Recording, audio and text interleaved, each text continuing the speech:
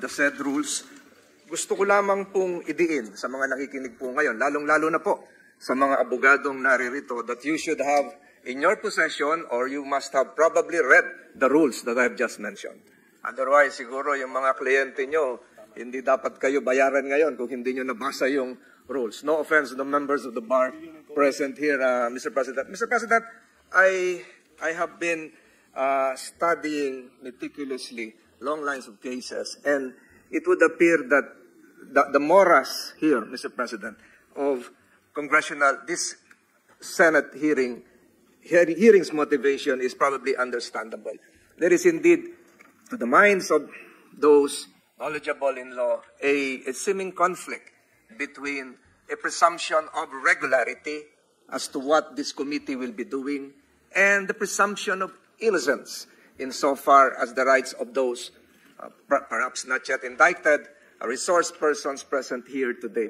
Mr. Chairman, balancing the general public interest as against individual rights is probably the duty of this committee, and that is your job today, Mr. Chairman. In proceeding with today's investigation, I have studied the long line of constitutional authority emanating from the Constitution to the recognition by the Constitution itself of the right of the House of Representatives or the Senate to formulate its own rules. And under our rules, a Blue Ribbon Committee was indeed established. And a Blue Ribbon Committee, just like any other committee, can delegate the functions of the said committee to a subcommittee. And that is what we are doing right now, Mr. Chairman, if I'm not mistaken. Again, the presumption of regularity is there. The constitutional chain of authority having been established is there. But what is now needed, Mr. Chairman, is for the committee to really, as what the Senate President pro tempore mentioned a while ago, exercise and allow that the word respect should permeate the proceedings today, Mr. President. Dapat po magkaroon ng paggalang sa isa't isa habang tinatalakay natin ang nilalaman,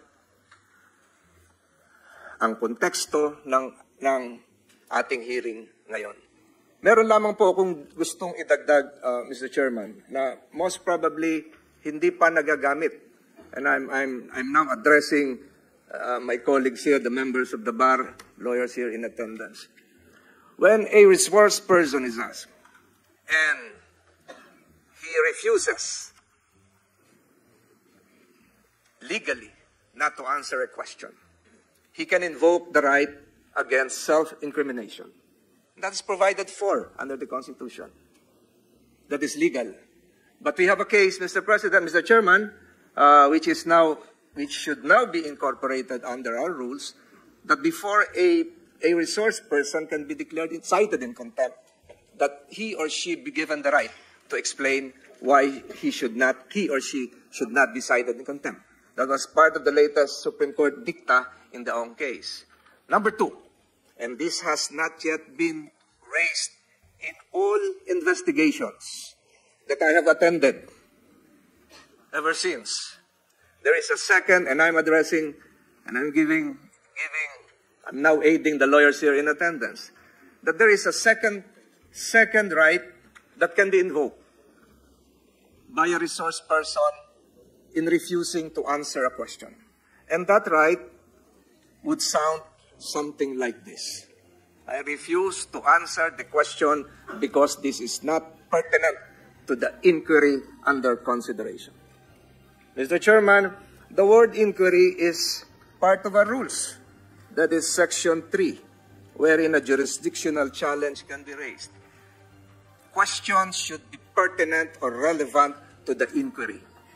That has never been raised, and in a long line of decided cases in other jurisdictions, refusal to answer a question on the said ground has been sustained. Mr. President, I raised that point because first, before I again proceed with my opening statement, pinasalamatan po natin si Pangulong Duterte sa pagpapaunlak sa imbitasyon ng committee ito, ng subcommittee ito, para ipaliwanag yung mga dapat ipaliwanag. Kinikilala po namin ang inyong karapatan. Kinikilala rin po ng committee ito ang karapatan ng lahat na naririto at dapat po yan igalang. The Senate's power to investigate is not merely a procedural exercise. It is a profound duty that enables us to uncover the truth, foster transparency, and safeguard public trust. Yet, in our pursuit of the truth, we are guided by the unyielding principles of the Bill of Rights, a cornerstone of our democracy that protects the freedoms and dignity of every Filipino. Yun po yung sinabi ko kanina. Mahirap yung trabaho ng chairman dito ng committee ito to balance public interest as against individual rights. The Bill of Rights ensures that even as we seek accountability, no individual rights to due process, protection from self-incrimination, nor presumption of innocence is compromised. These rights are not obstacles to the truth, but essential safeguards that uphold justice and strengthen our commitment to the rule of law. As we carry our investigative duties today, which is a broad information gathering given possible future legislative measures, let us reaffirm that truth can only be pursued within the framework of respect for these fundamental freedoms. By doing so, we not only fulfill our mandate, but honor the democratic principles that protect our people. Maraming salamat po, Senator Pimentel. Maraming salamat. Question, Mr. President. Yes, I will use your chairman's discretion. Ask your question. Yes, Mr. President. Thank you very much. We are very honored that our former president is here with us, sir. Thank you for being here with us. And I just noticed yung pong sinabi niyo po kanina, and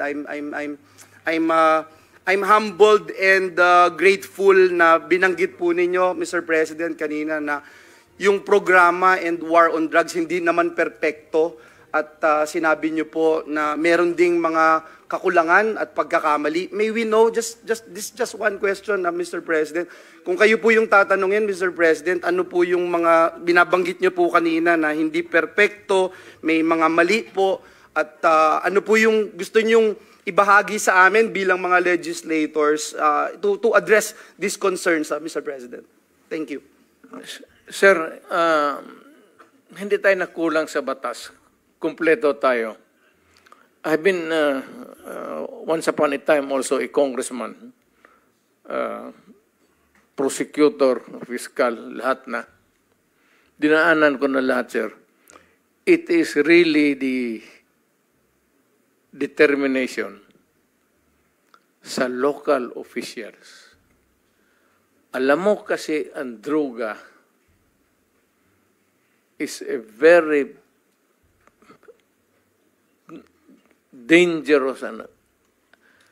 Kaya as we are talking now, hindi perpekto itong ating bayan. May mga mayor na nasa droga rin, na yumaman dahil sa droga. Makikita mo naman yan eh. Mag-mayor. Tapos, sabihin mo, pagdating dito sa Maynila, may bahay na, maganda. Hindi lang nakikita doon sa probinsya, pero pag nakikita mo dito, kasi makilala, mayor rin kasi ako eh. Makikita mo, magagandang kotse, Mercedes-Benz. Hindi nga ako nakahawak ng tanginong kutsi na yan. Makikita mo, maraming, sir, may problema tayo sa droga. Alam mo kasi ang droga, pera. Madali, kaya pumasok lahat, pati pulis. Lahat, it permits the entire fabric of our society. We are talking here of extrajudicial killing, but there is more to it than you look beyond